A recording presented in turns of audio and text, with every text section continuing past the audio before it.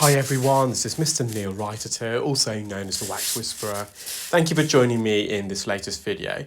So for a patient who attended with bilateral fully occluding earwax and dead skin keratin, and they earlier on the same day had an appointment elsewhere to have their earwax removed. In fact, they went to their local pharmacy to purchase some earwax drops, and whilst they were there, they were advised that they also perform earwax removal, and so they could remove it for them then and there. And so the patient booked themselves in, and I don't know if it was a pharmacy, but whoever it was proceeded to perform the procedure, but they struggled and it was causing the patient discomfort, and it actually made their hearing worse in their left ear. So this is the patient's right ear, and they attempted to remove the left primarily because that was the worst ear. But there was a point where the patient was just feeling a bit uncomfortable and it made their hearing worse. And so they proceeded to attempt to remove the right, but said that the wax was too hard and too firm, and to go away and use some drops and return in a few days' time. However, the patient really wanted to be removed, especially because the left ear in particular was actually made worse. So they found me via a social media search, and they booked in, and yeah, fortunately we managed to remove the occlusion from both ears without any real problems. So this is the right ear. It was quite an impaction, but nothing really untoward. I haven't actually put any additional drops in myself, and you can see what I'm doing. I'm just trying to, this plug of wax is also engulfed by some dead skin, keratin, and this keratin skin aligns itself, it attaches itself to the ear canal. So the skin is almost like double-sided sticky tape. Not only does it stick to the wax, but it also sticks to the canal. So it can hinder the removal of the wax. So the secret is to manipulate the wax, almost wriggle it and jiggle it around in the ear, just so you can detach that skin, and that mobilizes the plug. And once it's mobilized like it is now, it will just come out really. So just getting a suction grip here, and again, little wriggle movements.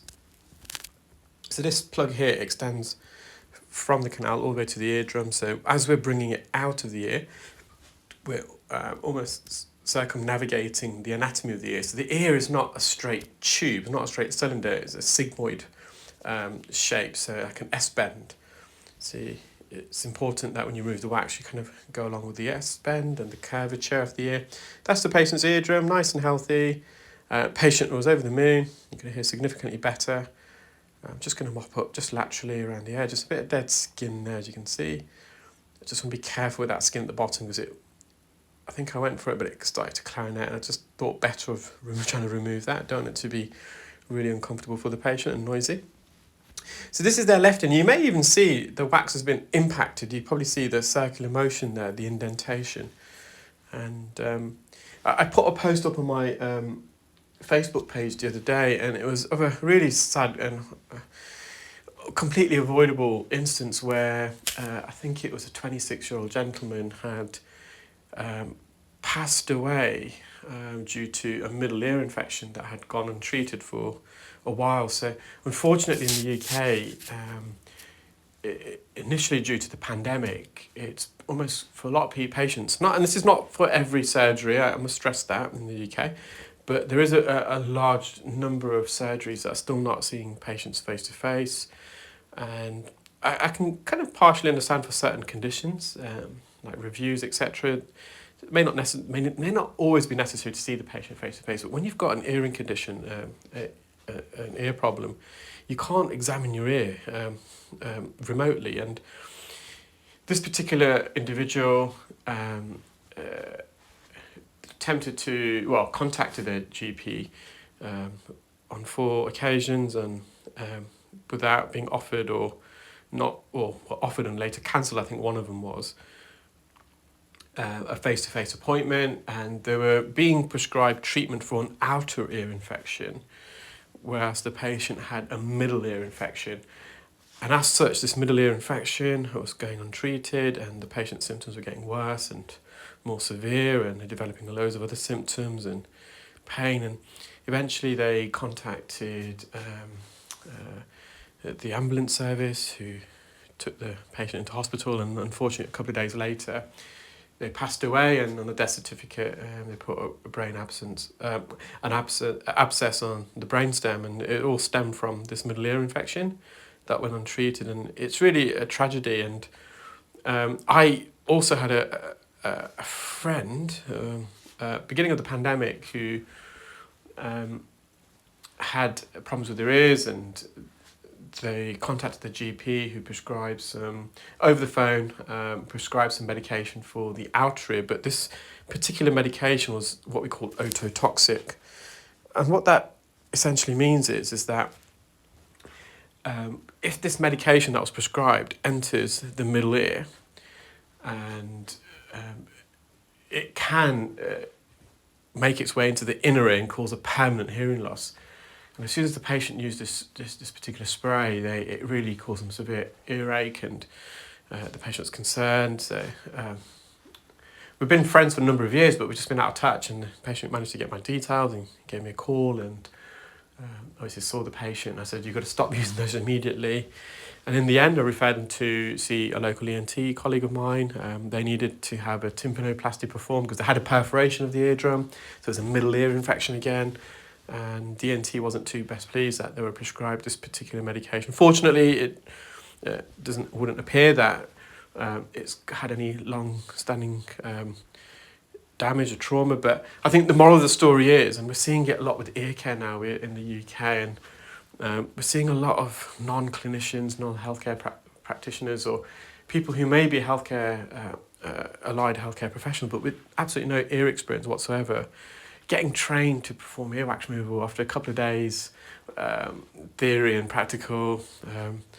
And so the moral of the story is, if you've got an ear problem, please do insist when you ring up your physician or doctor, whoever it may be, that you, unless it's an ENT specialist who really know what they're doing, and I'm sure they will want to examine your ear as well, do insist on a face-to-face appointment. That's number one with an ear problem. You cannot, it could be earwax, but symptoms of earwax can overlap with symptoms of a middle ear infection. So there's a really a grey area there. So do insist on a face-to-face appointment. That's paramount. And if you do go and decide to see someone privately, do ask what their qualifications are. Your ears are very, very important. They're very sensitive organs. Things can go wrong very quickly when you're performing clinical ear care, and things can go misdiagnosed and untreated. So you would expect as a member of the public that when you contact a clinic that the person who's performed the treatment are suitably qualified, but unfortunately it's just not the case in the UK. I don't know how it is around the world, but we're seeing more and more of it, and I'm seeing more and more patients coming to my clinic now after seeing someone else. And okay, fortunately in this instance it's not going to cause any long-term trauma, but and I'll come back to that in a moment. So we just clean this ear now. There's a bit of skin here that I'm just trying to see if I can peel away, but I think I stopped at a particular point. You'll see it. One, the skin's just too adhesive, it's just not going to peel away, but also it was clarinetting, and we don't want it to clarinet, because if it clarinets, it can emit a very loud high-frequency squeal, which can be really uncomfortable for the patient.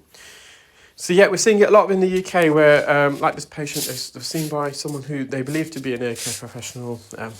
It turns out that they really weren't, and they were trained wrongfully, in my opinion.